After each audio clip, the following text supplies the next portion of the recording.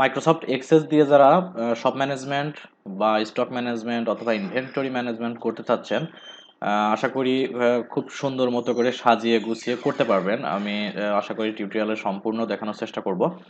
Microsoft access দিয়ে আমরা অনেকেই ট্রাই করতেছি বা বেশ কিছু লেআউটের সমস্যা বা রিলেশনশিপ অথবা এর যে ডায়াগ্রামের কারণে আমরা অনেকেই শুরু করতে পারতেছি না, অথবা আমাদের সিস্টেমটা সঠিকভাবে কাজ করে না।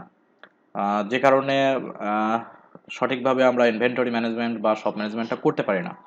আমি আজকে থেকে একটি সিরিজ টিউটোরিয়াল শুরু করব, যেটা দিয়ে আপনি আপনার প্রতিষ্ঠানের বা শপের বা একটি দোকানের সব ধরনের ট্রানজ্যাকশন বা সব ধরনের লেনদেন আপনি করতে পারবেন। যেমন প্রোডাক্ট পারচেস বা প্রোডাক্ট সেল অথবা কাস্টমার ডিলিং, যে আপনাদের অনেক সময় ডিউ সেল করতে হয় বা আপনি পারচেস করেন, ডিউ রাখেন, বা কাস্টমারদের যে স্টেটমেন্ট, কাস্টমারদের সঙ্গে যে লেনদেন, এগুলোর এক ধরনের ডাটাবেস বা একটা স্টেটমেন্ট ক্যালকুলেশনগুলো আপনি করতে পারবেন। অথবা দিন শেষে, মাস শেষে আপনার ইনভেন্টরির কি অবস্থা, কত পিস স্টক আছে, সেগুলো আপনি চেক করতে পারবেন। তো যাই হোক, শুরু করা যাক। আজকে থেকেই যে আমি কয়েকটি পর্বে শেষ করব।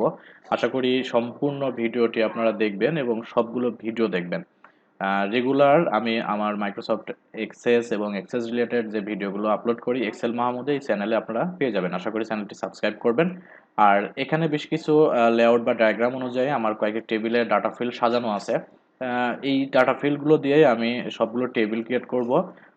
এরপরে এই টেবিলের ডাটাবেজ অনুযায়ী আমি কয়েকটি ফর্ম ক্রিয়েট করব। এরপরে এর দিয়ে আমি বেশ কিছু কোয়েরি করব এবং ফাইনালি কয়েকটি রিপোর্ট করব, যা দিয়ে আপনি দিন শেষে বা মাস শেষে যে ধরনের ডাটাবেস চাচ্ছেন বা যে ধরনের রিপোর্ট রিটার্ন চাচ্ছেন সেগুলো পেয়ে যাবেন। আপাতত কয়েকটি টেবিলের লিস্ট এখানে দেওয়া আছে, যেগুলো দিয়ে অনেকেই আমার এক্সেস দিয়ে যে শপ ম্যানেজমেন্টের একটা সফটওয়্যার সিস্টেম তৈরি করা আছে, এটা অনেকেই দেখছেন। ঠিক এটার আদলেই তৈরি করা হয়েছে, এর থেকে আপগ্রেড কিছু এখানে পেয়ে যাবেন। আশা করি সম্পূর্ণ ভিডিও দেখবেন এবং এখান থেকে আপনার যেগুলো প্রয়োজন সেগুলো নিয়ে আপনার মতো করে আপনার প্রতিষ্ঠানের ডাটাবেসটা সাজাতে পারবেন। এখানে যে টেবিলগুলো তৈরি হবে, যেমন ক্যাটাগরিজ টেবিল তৈরি হবে, এরপরে কাস্টমারের একটা ডাটাবেস তৈরি হবে তার ডিটেলস দিয়ে, আইডি বা তার ফোন নাম্বার, অ্যাড্রেস দিয়ে। এখানে ওপেনিং ব্যালেন্স বা ওপেনিং ডিউ একটা রাখতে পারি, ওপেনিং ডিউ। এইভাবে বেশ কিছু নাম্বার, এটা নাম্বার ফিল্ড যাবে জাস্ট এখানে দেখানোর সাথে। এইভাবে আমার কাজের মধ্যে বেশ কিছু ডাটা ফিল্ড বাড়তে পারে। এটা জাস্ট একটি লেআউট সাজানোর জন্য এটি করা, যে বা কি কি টেবিলের ডাটা ফিল্ড প্রয়োজন সেগুলো আমি এখানে সাজিয়ে রাখছি।